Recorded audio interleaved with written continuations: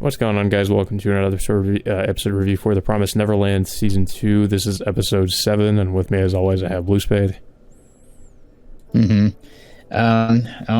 so, I mean, we've had some issues of what's been going on in the last couple episodes, and it just seems to me that, honestly, I don't know where they're going to take the show at this point. It seems like we're not going to be getting, like, any of the stuff that was presented to us, like in the original manga, like no Goldie Pond, no Hugo, or like that. We've already pretty much long past that point.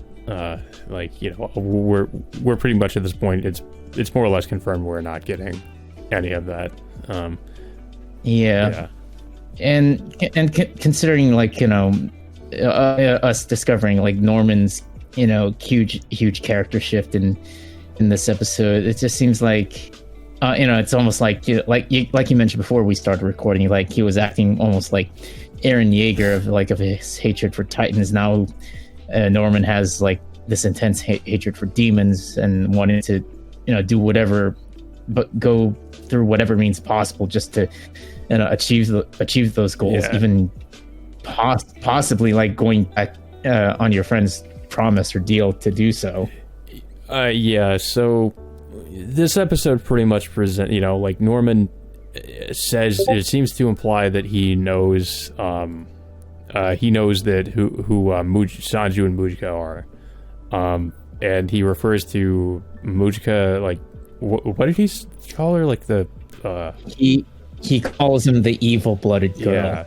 And like I was kind of confused as to how Norman knows about her, but I guess apparently she's been around for a long time and she's been written about, I suppose. So that's how he knows who she is. At this point, like, we're pretty much, I would say I'm in uncharted territory because this is past where I've read in the manga. I will say the only difference I can really point out here, at least in regards to Norman's plan, is that I do not remember him mentioning wiping out all the demons, but I do remember him mentioning how he wanted to, I think, make a new promise. Because if we remember, the promise was something that was made like 1,000 years ago between humans and the demons. And Norman, I suppose, in the manga, he wants to make a new one, which honestly would kind of make sense. So I assume that the promise would essentially be like he's maybe, negotiating new terms with the demons. And he would kind of be in a position to do that in the manga because he'd been going around, destroying their farms. So maybe the demons, would want to make a deal with him because, he would have, I suppose, in a way, he would have something to like leverage over them. He'd be like, well, if you make a deal with me, I'll stop like, wiping out your people and your farms and like freeing all the children from there, or whatever he would do. But here it's honestly, this is much more. This just makes much less sense in my opinion, the way they're doing this in the anime. Because in the anime, like, as far as we know, all he wants to do is wipe out all the demons, I suppose, by using this drug he has. Of course, as we learn in this episode, Emma argues with Norman because she doesn't want that. Because she knows that, Sanju and Mujika are good demons, and there are maybe other good demons out there, so she doesn't want, all the demons to be wiped out. So, she ends up like making a deal with actually no. Before this, like during the conversation, like was it Norman explains to Ray and Emma, like talking about who Mujika is, like explaining like that she has this like special kind of blood that can maintain her human form without having to consume like human flesh or anything like that. All right. So. Yeah. Over the years, like Mujika offered her blood to other demons in order to maintain their forms, which explains why Sanju looks the way he is, like without having to eat human flesh. Of course, he still has the desire to eat like their offspring and such and such. But anyway, he's and he explains the history of like over the years of Mujika transferring her or offering her blood to other demons, like to maintain their forms. But of course, like the higher ups of the demon society caught wind of this and tried to abduct all the demons and consume them. But of course, supposedly like Mujika ended up being one of the only survivor, I guess, and then of course her history got wiped out up to that point. But yeah, it's just like, do you think Emma's plan is to use that as a substitute for the demons not having to eat humans or something? That's what. Yeah, that's apparently what she wants. Like, having like, because she doesn't want like to kill the demons and such, but she wants a way like for demons to to coexist with humans without having to consume, for demons to consume them. But still, it's just like, I mean, I don't. Well, first of all, I don't know if that would really work. And like the problem I have with this, and it could have gone this way in the manga too, but nobody really seems to challenge Emma's plan. Nobody seems to have any sort of issue with her plan. I don't even know if did she even explain to the other children like what she's planning to do? I don't think she did. Well, I kind of had a problem with how they all just kind of went along with it. And this could just do with them rushing the anime, and none of them like have any objections to what she's going to do, like how she's going to save the demons, I guess. Because this is what I said before the recording too, is like, it's like, okay, you save the demons, and then what? Like, I mean, if you save them, they would, I mean, and even if you did present them with this alternative, why would they just go along with it? What would persuade them to go along with the way you'd want to do things, as opposed to how they've been doing things for years, like thousands of years now, actually, just having these kids in farms and eating them. Like, I mean, I just don't know what would like compel them to not eat the children. So her plan just, I feel like it has so many holes. Like, I just don't know how this would work. Yeah. And I mean, it's like both of them are, in my opinion, like both of them are wrong. Norman, because of course he wants the genocide option, and Emma, because like, her heart's in the right place, sure, but how is this going to work? Like, we don't know how her plan is going to work. I mean, like, you have to look at it at the long term of like how this is going to turn out, because like, I mean, in a way, it's like it would work like for a good portion of demons, but what about like the demons up in the higher society? Like, it's not like they're going to like, this is always how they've done things. Why would they all of a sudden choose something, do something that would honestly probably not be as easy for them to do, and would not satisfy them as much, as opposed to maybe just eating children like they would usually do? I just don't know why they would all of a sudden, do that instead, because it's the right, morally, I suppose, of course, because it's the right thing to do from Emma's perspective. But as we know, the demons probably wouldn't see that way. They probably don't care. So, I don't know. It just doesn't make sense. And of course, like you said earlier before this, that Emma makes a deal with Norman to try to find Sanju and Mujika within like 10 days. Of course, Norman gives them 5 days instead, because like, if they don't find like Sanju and Mujika until then, like Norman is gonna go through with this plan to start eradicating the demons with a drug. So that's then of course they end up parting ways afterwards. But then like Norman goes down to the basement and meets up with the other kids, Cicely, Barbara, and Vincent. I forgot. I completely, in the last episode review, I completely forgot about that dude with the bag on his head. I actually forgot what his name was. But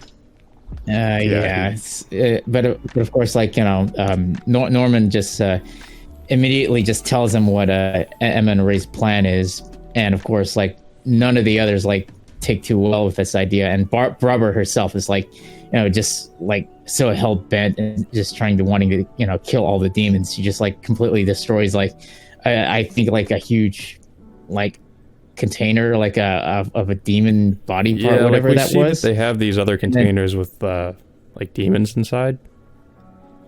Yeah, and of course there's like this gigantic looking demon corpse like that's been skewered like whatever these things were. Yeah, I'm not sure what that was about, but yeah, we see like Barbara having, I guess, some kind of I guess because of the experiments they did on them at the Lambda facility, she's having some kind of like seizure? some sort of seizure, and she has to take this medicine for it, and they mentioned that it's just been getting worse.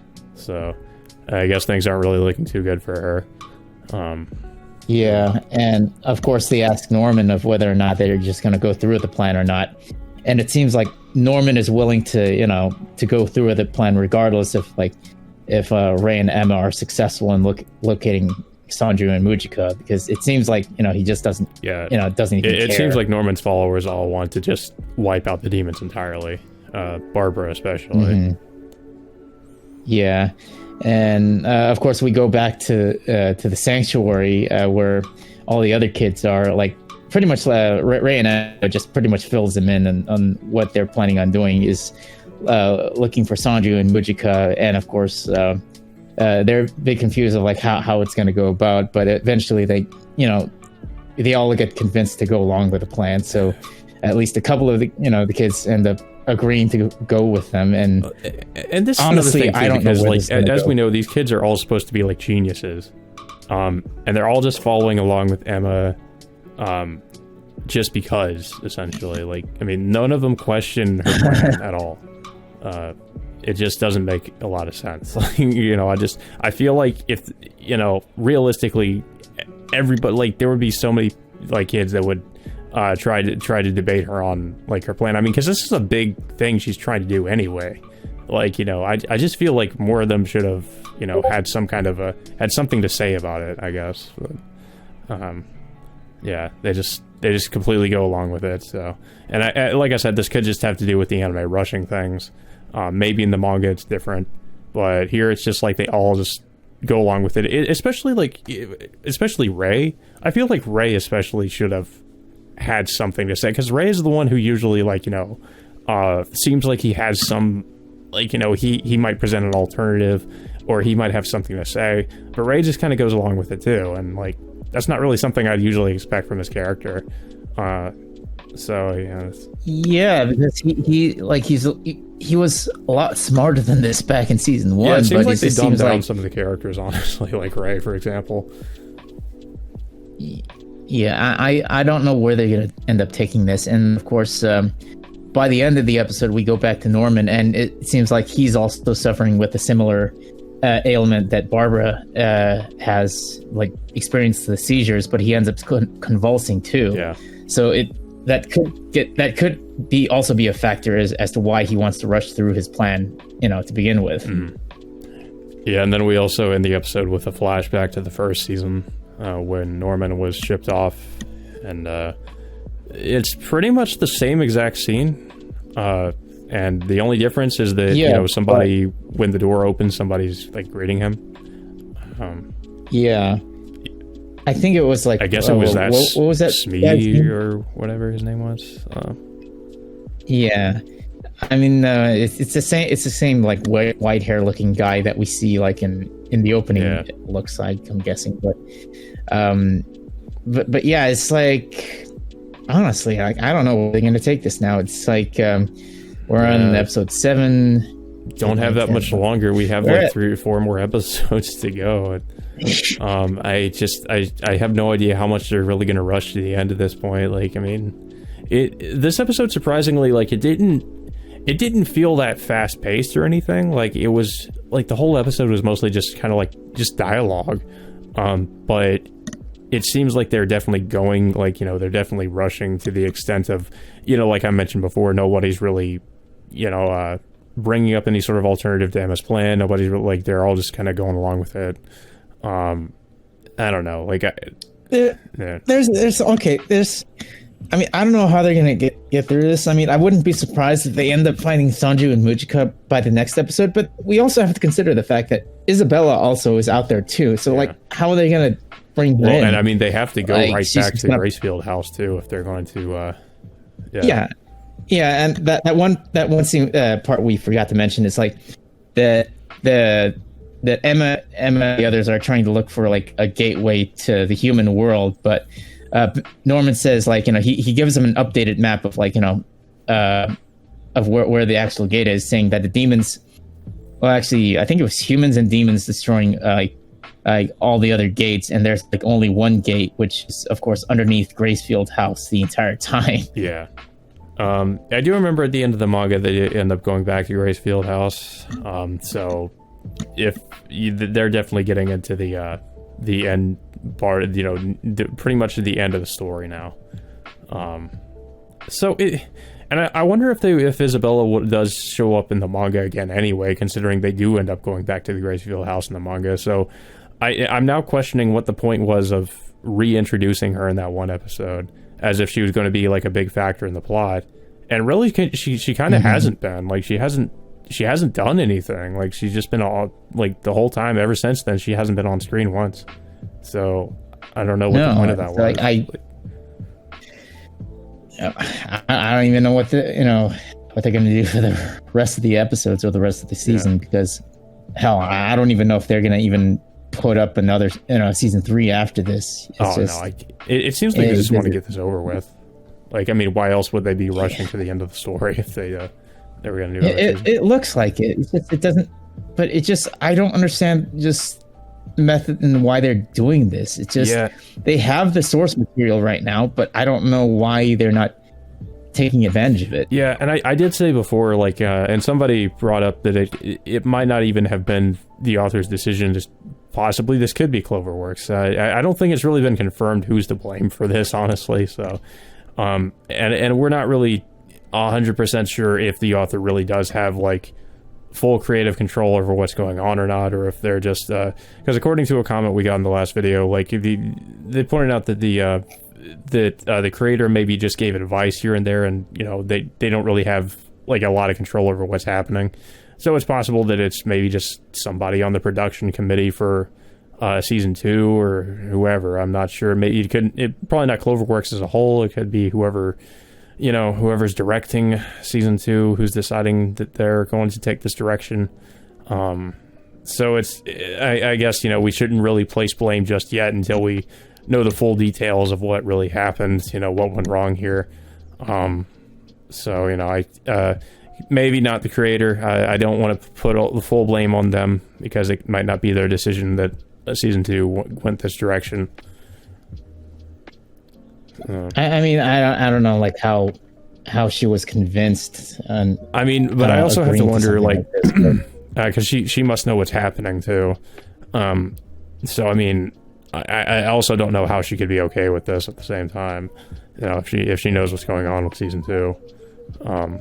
But then I guess it just really is a question of like how much involvement she really has with it. I mean, maybe she has no say over what's happening. I mean, that's anyone's guess at this point, but we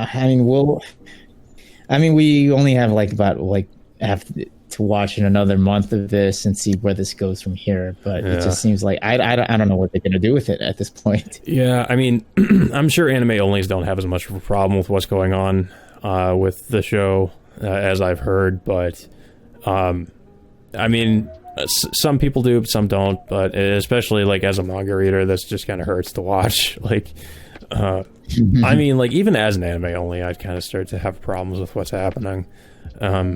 Because even having not read the manga, I would just get the impression that they're skipping stuff, because it just feels like they're skipping stuff.